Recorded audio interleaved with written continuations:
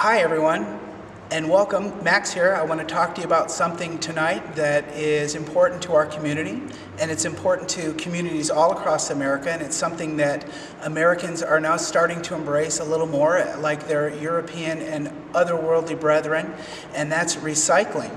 And it's something that we're required to do, and it's something that is very important that we do. About a year ago, we had our new recycling program introduced to the town, and it was the single stream recycling.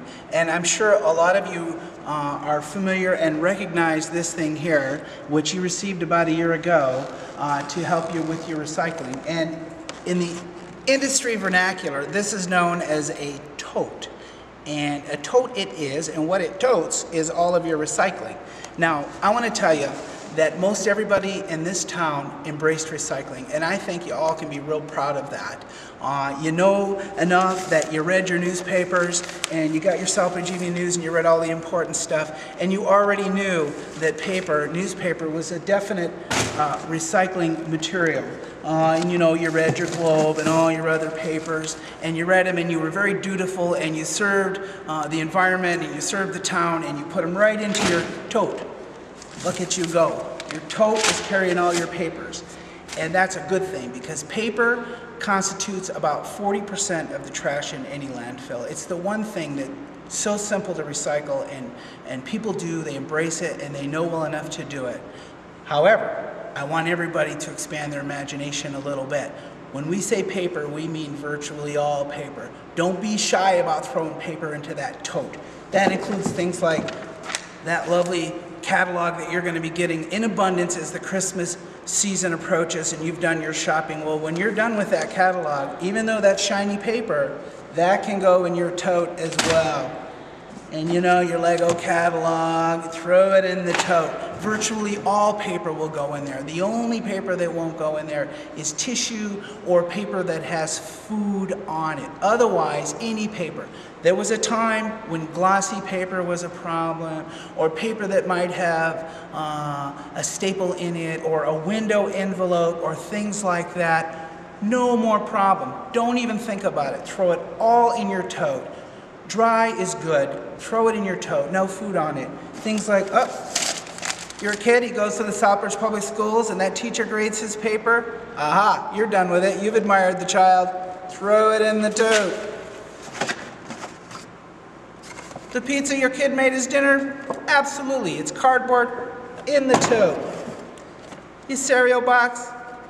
If you're like me, first you cut off the recipe on the back for Chex Mix, and then you save that, and that's a form of recycling too. And then the corn Chex box, straight away into your tote. All this paper, you get the idea. I talked about envelopes earlier, here they are. All that mail you get, that plastic or whatever, cellulose material on the front there, don't let that bother you. Again, 5 years ago that was a problem, not anymore. Into the tote. You bought your work boots, it comes in a cardboard box here in America. You don't need that box anymore. In the tote. Everybody recognize what this is? Of course you do. It came from your kitchen.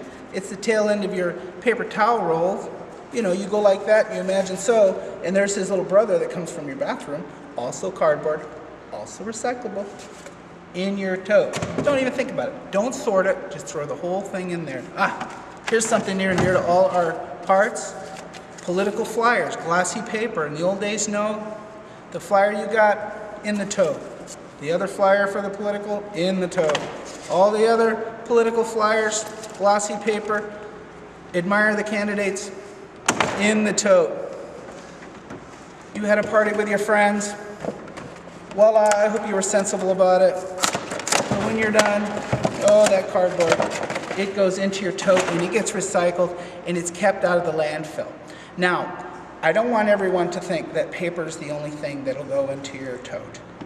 Plastic, metal, and glass, as you all well know, all go in that tote. Now, if you lived here 2 years ago, you remember that you had to sort them out and separate them. You had a bucket for plastic, and then you had a bucket for paper, and the metal and glass, and they all went 1 week and all that. Not anymore, as you well know, the system that we have here in Southbridge is the single stream, and what that means is one stream of recyclable material, they sort it all somewhere else. You don't have to worry about that.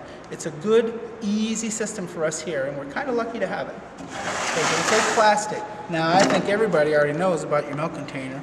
You know, you finish that milk, you put a little water, you do a little squish, in the tote it goes. It's so simple. But any plastic with a number 1 in the triangle, something like that, 1 through 7, which is virtually all of them. You'll notice if you look, 1 through 7, all of it in your tote. You did the laundry, and you know what you did?